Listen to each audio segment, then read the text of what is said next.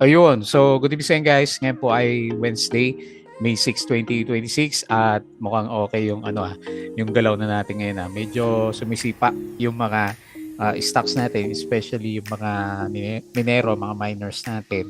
Medyo maganda yung galaw nila for today. So, karamihan ng mga pag-uusapan natin either sa energy company or dito sa mga mining na stocks natin. So, 'di ba? Sumasampa si ASEN, medyo malakas yung kanyang mga sipa. Tapos at least kahit pa paano, meron na tayong mga net foreign buy. So meron tayo ngayon 129.86 million net foreign buy. So hindi naman ganun kalaki kasi billion 12 billion yung 'di ba, net foreign sell pa rin natin dito sa market. Pero good sign kasi may mga pumipitik na individual na stocks. Mas marami yung gumalaw for today's trading po natin. So nag-close tayo ng 5,967.21 and nag 1% ulit, di ba? So 1.17% na galawan yung index natin. So pinalik niya yung yung inverted hammer na nangyari sa ating index kahapon naman. Okay? So ganun din sa global market, malakas yung galawan sa US. Kagabi okay yung galaw nila, tapos yung futures nung silip ko kanina okay pa, so ewan ko lang ngayon. Pero okay din siya. So European stocks berde, and then yung majority ng Asian stocks natin is berde din po siya. Tapos ang maganda, si cryptocurrency natin nakasampa na ulit ng 80, nasa 81K na po si Bitcoin. Ayan. So mukhang may short-term rally yung market natin. Tapos wala tayong masyadong balita kung ano yung nangyayari sa Iran at saka bandang US. So hindi na siya masyadong pinag-uusapan. Baka ongoing pa rin yung ceasefire kasi kung meron naman negative news, mababalita ka agad yan. Okay? So maraming gumalaw for today's trading natin. Nauna si Atlas Mining. So malakas yung sipa, 11.9%. And then meron siya 241K. Net foreign sell. Tapos si APX. Lalakas ang banat ng mga to. 8%, no? 8.6%. Meron siyang 9 million net foreign buy. Tapos energy companies. ACN, malakas yung sipa, pangatlong araw na. So 7% up si ACN. Meron siyang 49 million net foreign buy. Tapos si PX, Felix Mining, 6.62% up. And then meron siyang 835 million. Alam ko net foreign buy din to. Tapos si DHI, pabalik na nga. So 5.2% up. Meron siya 360K net foreign buy. And then third candle na malaki, si SCP. So nag-up siya ng 4.95%. Meron siya 9.26 million net foreign buy. Okay? Hopefully sunod na yung ibang mga stocks natin. Si Plus, laglag si Plus. Meron siya negative news, di ba? May na yung earnings. At saka si Dito, so mukhang tapos na yata yung balita eh. Medyo malalakas na yung mga drop din niya. Okay? So disclaimer pa rin sa mga bago sa channel natin, as usual, yung ating review is for education purposes. Lamang po yan, so wag mong gagamitin to as a reason para mag-buy, sell, or hold ng stocks. May risk kasi na involved sa market. Due diligence na lang po ako ng stocks yung gusto mong bilhin. At then follow mo lang po ako dito sa ating Palavi Trader na YouTube channel. As usual, subscribe ka lang para updated ka, or kung gusto mo join ka dito sa trading community naman natin. Okay? So yung mga nakasubscribe, maraming salamat po sa mga usual viewers ng market. Company reviews, check mo na lang po yan, mga sample trades sa market, basic indicators, technical analysis, fundamentals, yung mga risk management, and basic learnings po dito sa market natin. Sa crypto naman, follow mo lang po ako dito sa ating, ayan, naglo-load, Palaboy Trader na Crypto Koto channel para sa mga cryptos, play to earn games. Ayan. So, meron tayong vlog nung isang araw about kay X-Stocks naman. Okay? So, social media, Facebook account na Palaboy Trader. Check mo na lang po yung post natin at saka Facebook page. Ayan. Para updated ka. Tapos dito sa Twitter, okay, naglabas na ng summary si Philippine Stock Exchange. Tignan natin yung galawan niya. Balik tayo dito. Ano yung pindot natin. Tapos, ito yung summary. Ayan, lakas ng mining. So, 5.44%. Tapos, binuhat ulit tayo ni ICT, di ba? 3.28%. Ayan, panalo yung mga minero natin, no? Biglang-bigla nag-spike yung mga stocks natin. So, 129 million at foreign buy. So, siguro test buy pa rin yan. Foreign funds bought, China Bank, East West, PNB, DHI, ASEAN, Manila Water, SCC, CNPF, Emperador AC, JT Cap, CLI, Double Dragon Meg, Converge, ICT, APX, FNI Mark, at saka CPX. Foreign funds sold, BDO, BPI, Metro Bank, FGen, Meralco, Maynilad, DNL, FB, Food, IMI, ABA, Aboites, AGI, GGS, Ali, OLHC, Dito, Globtel, Cebu, Bloom Plus Web, Pure Gold, Robinsons Retail, Wilcon, Nickel at saka si OGP. Red Sea sets up unit for RE, may bago siyang project. Plus, ayan. So mga ka-plus, so nag-drop tayo ng revenues, minus 25%, kaya nag-drop yung index niya ngayon. Share buyback, S San Miguel, OPM and the SMPH. Dito, so renewed takeover speculation after Odena sold 210 million shares. So yan pala yung catalyst niya nung nag-spike. Ayan, lumabas na yung balita. Sell on news na siya. Okay? So yung mga gainers natin sa big caps yata to, ICT, ano, 5%, ASEN 7, Felix Mining 6%. Yan. So sila yung mga winners for today's trading natin. GGS, market din eh. No, si RCI 5% at saka APBI 21%. Ayan, merong pinitik na stocks pala. ASEN has a total renewable energy capacity of approximately 7 gigawatt under construction. So malakas nga yung mga energy companies. Oh. ASEN is plus 7%. OLHC sales reserve at 570 million.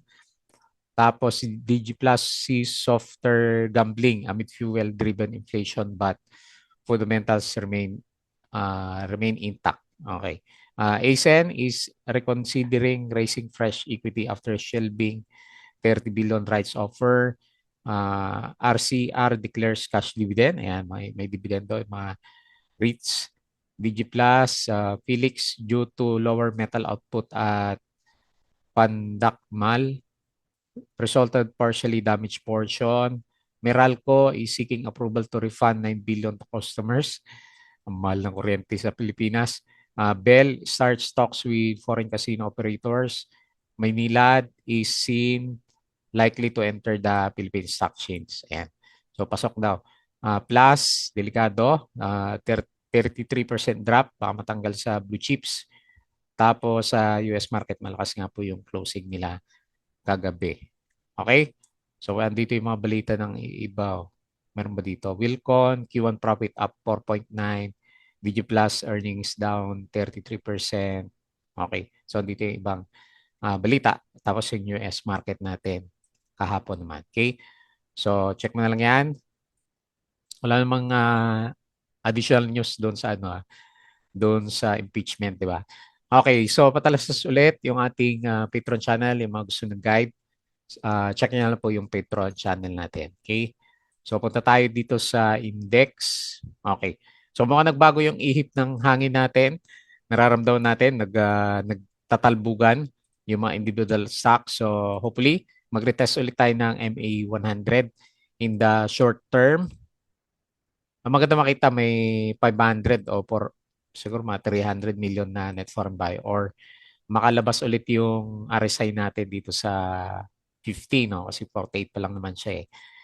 Ayan, gumaganda yung tsura. So, baka bukas sampa na tayo sa MA20 ba? Bigla na bago yung ihip ng hangin. So, 5.9 yung closing, up 1%.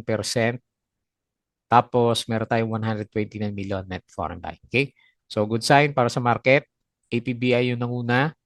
Ayun, oh, laki palang kandila ni Okay, may pumitik, oh.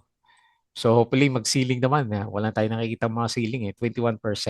Si Atlas Mining, biglang bawi. No? 11.9%.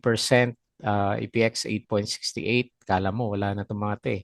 Nabuhay ulit. Tapos si ACN. Ito maganda si ACN ha. Mambabalik ulit ha. 7% up. Felix Mining 6.6. Yan, pa-recover na. Si RCI 5.6. Sumisipa si RCI. May ugali pala to, oh. Kita mo. Nag-i-spike siya. Baka ito na yung nauna na yung spike niya.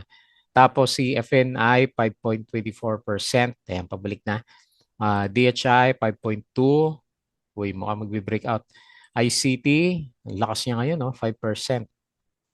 Ang laki ng volume niya, 425 million, no? Siya yung bumubuhat ng na index natin. Ibig sabihin yung iba na big caps, wala pa rin masyadong volume ng foreigners nandito kay ICT. SCP, yan, malaki yung candle. 4.95%, OGP 4.7, for mining nga.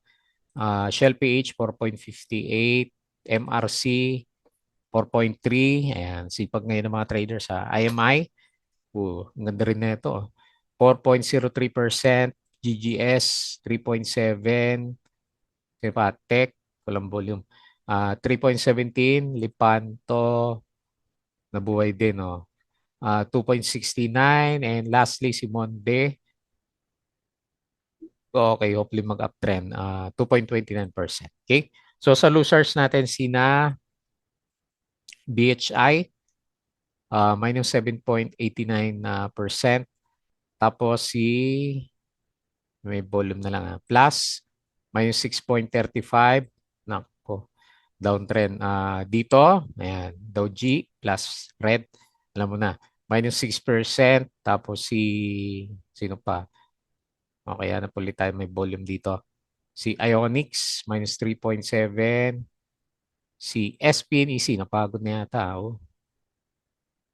Nag-pullback na, minus 2.9. And then si Apollo, minus 2.78. Ayan, natapos na yung penny stocks natin yata. Wala na, no? Puro nagbabalikan na sa mining yung mga traders natin. Okay? So, punta tayo dito sa Galawan, sa global market. Okay, malakas yung futures, taas. S&P futures 0.8, Dow futures 1.06, Nasdaq futures 1.51. Okay, kagabi okay siya. Europe stocks malakas yung bounce ng 2 to 3%. Mukhang may good news sa global market. Tapos sa Asia markets, ayan, lalakas, si Korea. Grabe, 6%. Okay, maganda yung market sentiment. Tapos sa crypto, malakas din siya, 81K si Bitcoin. Ethereum 2.3, XRP 1.4, BNB 646. Ayan, nag-up. Tapos si Solana 84, Dutch 0.12. Okay, ganda. Daming pumipitik ng mga stocks, okay? And then short review ulit dito sa mga trending stocks. Okay, so tuloy natin kay Atlas Mining. Okay, hopefully sumipa ulit itong mga to. Bukas kasi kaka-start pa lang ng recovery ng kanilang mga price action. So nag-establish siya ng another support dito sa 7, no, malapit sa 7. And then bumalik siya dito sa MA 100. So nag-retest siya, so ibig sabihin may balak silang ituloy yung kanyang trend. So after ng recovery, pero lower low siya, no? So hopefully magkaroon siya ng higher low after few days. So kailangan malampasan natin yung malapit na resistance dito sa 8.76. Pero parang naman may momentum yung galaw natin. So Thursday and Friday may dalawang trading day pa naman bago natin makita kung magkaroon ng trend talaga ulit itong si 80 natin. Kasi ngayon nagsa-sideways yung price action natin. So nag-close siya ng 7.9, up siya ng 11.9%, and then 241K net foreign sell. Okay. So mining yung mga bida. And then next si APX Mining. Ayan. Binabalik niya yung kanyang trend. Okay, ang dami niyang ang dami niyang retest ng MA 100.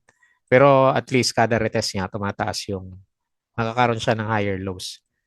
So hopefully ito na yung next trend niya na bubutasin tong 18.62. Parang hindi pa lumabas yung earnings niya. Sakto siguro pag lumabas yung earnings ni APX natin. Okay, so laki din pala market cap niya. So talo niya si Plasba. So 144 billion yung kanyang market cap ngayon. So nag-close siya 16.78, up siya ng 8.68, and then 9 million net foreign buy. So bumalik ng RSI 52. Wala pa yung niya. Hindi pa nakaka-recover yung itsura ng MACD formation natin. Okay, next. ASEN. So may mga nagtatanong sa atin bakit tumakyat si ASEN. Ang alam ko lang naman parehas sila ni SPNEC, SGP. at saka si ASEAN, lahat ng mga related sa power companies umakyat. Si Meralco, hindi ko napapansin eh. Pero uptrend din yung pinaka-chart niya. So, mas likely baka yun yung catalyst natin. Okay, so nag-break siya dito sa sideways niya. Good. Good sign. Bilis to. Dalawang araw, tatlong araw lang, no? Breakout kagad si ASEAN natin. So, nasa yung pinaka-next na resistance. So, meron tayong konti dito sa 3.5. Ayan. Yan yung next na babantayin natin pa kay ASEAN. Congrats dun sa mga nakabili sa bottom. Mukhang ito na yung next na movement kasi nag-higher low na ulit si ASEAN natin. So, nagparabolic yung RSI natin. Bigla nag-umangat ng 67. Okay lang. So, breakout naman siya. And then, kahit pa paano may volume kasi. So, nag-close siya 3.21.